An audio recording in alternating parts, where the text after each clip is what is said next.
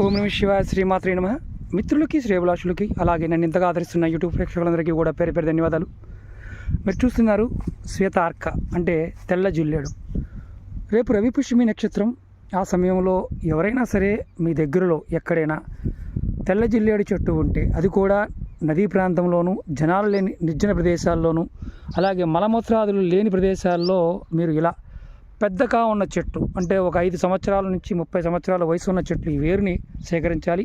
నేను మీకు ఎలా సేకరించాలనే విషయం కూడా చెప్తాను. మీరు చూస్తున్నారు కదా, ఇది తెల్ల జిల్లేడు. ఒక్క నిమిషం ఆయన పట్టుకోమా, ఫోన్ పట్టుకోమా. ఇప్పుడు మీరు ఈ వయసు ఉన్న చెట్టు, ఇంత వయసు ఉన్న చెట్టు ఉంది కదా, మీరు చూస్తున్నారు కదా, ఇది ఇట్లా తీసుకురా.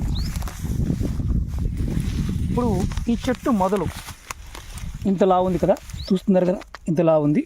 ఇప్పుడు ఈ చెట్టు మొదలు ఇది ఉత్తరం వైపు ఉన్న వేరుల్ని కానీ లేకపోతే మొదలని కానీ సేకరించాలి. మీకు గురుమంత్రం ఉన్నప్పుడు అంటే మీరు ఓం నమః శివాయ అని కానీ, ఓం హం హనుమతే నమః అని కానీ, లేకపోతే ఆంజనేయ స్వామిని మీరు గురువుగా భావం చేస్తూ ఉన్నా కానీ, మీ గురుపదేశం తీసుకొని ఎవరైనా సరే మంత్రోచ్చరణ చేసేవారు కానీ, వారు ఖచ్చితంగా చెట్టుకి ముందు రోజున అంటే ఈ రోజు నిమంత్రణ చెప్పాలి. సాయంత్రం టైం ఉంది కాబట్టి చెప్తున్నాను. నిమంత్రణ చెప్పడం అంటే ఏంటంటే, నేను రేపొద్దున నీ దగ్గరికి వచ్చి నీ వేరు తీసుకుంటాను అని ఆ చెట్టు రాజు అంటే ఏదైతే ఈ చెట్టులో ఉన్న దేవతాశక్తులకి, అలాగే యక్ష కిన్నెర కింపురుష గంధర్వాదులు, భూతప్రేత పిశాచాలు ఇవన్నీ కూడా చెట్టుని ఆహ్వానించి ఉంటాయి. అలాంటి వాటికి మనం పర్మిషన్ అడగాలి. ముందు రోజున మనం బంధనం చేసుకోవాలి. రెండవ రోజు అంటే రేపు రవి పుష్యమి సమయంలో ఈ ఏరియాలో ఉత్తర భాగంలో ఉన్న ఏరియాని, అలాగే చెట్టును కూడా డ్యామేజ్ చేయకూడదు. ముందు పర్మిషన్ తీసుకోవాలి. ధూపము, దీపము, నైవేద్యం సమర్పించాలి. బలి సమర్పించడం అంటే పానకాన్ని కూడా సమర్పించవచ్చు, నైవేద్యం పెట్టాలి. తర్వాత పసుపు కలర్ దారంతో చెట్టు ఈ మొదలని బంధనం చేయాలి. తర్వాత మీరు పనిని ప్రారంభించాలి. ఇలా మీరు చేస్తున్నప్పుడు గుర్తుంచుకోవాల్సింది ఏంటంటే, ముందుగా ప్రప్రథమంగా మీ గురువుని తలుచుకోవాలి. గురువుని తలుచుకొని చేయాలి. ఈ వేరు తీసే ముందు కూడా మీరు ఈ వృక్షరాజ్యం నుంచి అంటే దేవతాశక్తి నుంచి పర్మిషన్ తీసుకోవాలి. నేను ఈ కార్యార్థిని తీసుకుంటున్నాను, నీ ఆత్మకు శాంతి కలగాలి. ఎందుకంటే చెట్టు సమూలంగా తీస్తాం కాబట్టి ఆత్మకు శాంతి కలగాలని కోరుకోవాలి.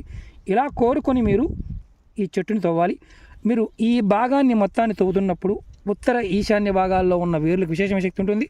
బాగా పెద్ద చెట్టు అయితే కనుక అంటే 6 అంగుళాల నుండి 12 అంగుళాల వరకు ఉన్న చెట్టుని సేకరించడం వల్ల విశేషమైన ఫలితం ఉంటుంది. అలా కాకుండా మీరు చిన్న వేర్లు అనుకోండి, చిన్నగా ఉన్న చెట్టు అనుకోండి, ఉత్తరం వైపు వేరు, తూర్పు వైపున వేరు తీసుకొని మీరు ధరించడానికి బాగుంటుంది.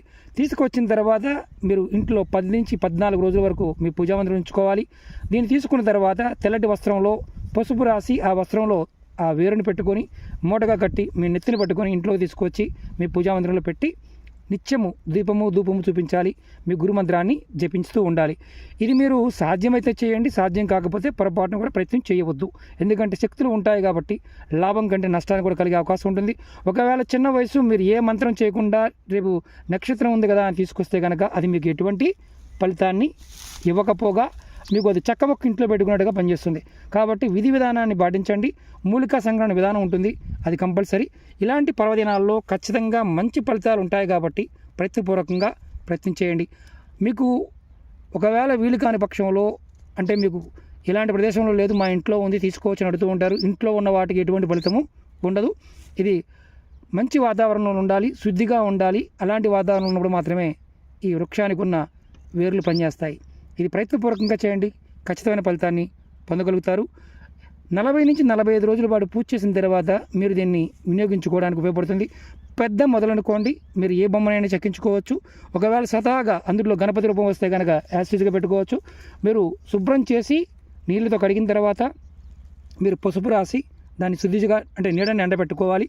ఎండలో పెట్టకూడదు. ఎండలో పెడితే ఏమవుతుందంటే తొందరగా పాడైపోతుంది. నీడని ఎండబెట్టడం వల్ల పురుగు పట్టకుండా ఉంటుంది. ఒకవేళ పురుగు పట్టినా మీకు ఇబ్బంది లేకుండా ఉండడానికి దానికి మీరు వీలైనంత వరకు సింధూరాన్ని, ఆవనీయ సింధూరం కలిపి మొత్తం వేరుకి రాసి మీరు పెట్టుకోవచ్చు. దానివల్ల కూడా మంచి ఫలితం ఉంటుంది. ఎందుకంటే ఇందులో ఆంజనేయ స్వామి బొమ్మ తయారు చేసుకోవచ్చు, కాళికా, దుర్గా, చండి తయారు చేసుకోవచ్చు, గణపతి తయారు చేసుకోవచ్చు, కుమారస్వామి కూడా తయారు చేసుకోవచ్చు. సంతానం లేని వారు కూడా సంతానం కలగడానికి అవకాశం ఉంటుంది. చిన్నగా వేరు ఏదైతే తూర్పు వైపు ఉత్తరం వైపు వేరుల్ని, చిన్న వేరుల్ని మీరు కంపల్సరీగా తావిజులో పెట్టి ధరించవచ్చు. అయితే ఒకటి గుర్తుంచుకోండి, ఇది నేను తీసుకొచ్చాను, ఇది నా దగ్గర ఉందని చెప్తే మాత్రం ఏదైతే ఈ వనమూలికకు ఉన్న శక్తి కోల్పోతుంది. ఎలాంటి ఫలితాన్ని ఇవ్వదు. అది గుర్తుంచుకోండి. తెచ్చిన వారు చెప్పకుండానే ఉండాలి. అలాగే ధరించినప్పుడు కూడా తాబీజులాగా ధరించినప్పుడు కూడా మనం ఎక్కడికైనా వెళ్తున్నప్పుడు కంపల్సరీగా ధూపం చూపించాలి. ఇలా లేకుండా మనం చేస్తే ఎటువంటి ఫలితాన్ని ఇవ్వకపోగా అది చక్కమొక్కను మనం ఒంటి మీద పెట్టుకున్నట్టు ఉంటుంది.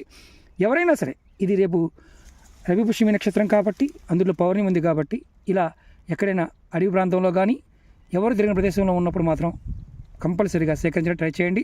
ఖచ్చితంగా అమ్మవారి యొక్క అనుగ్రహంతో మీకు ఖచ్చితమైన ఫలితాన్ని పొందగలుగుతారు. ఓం నమః శివాయ, శ్రీమాత్రే నమః.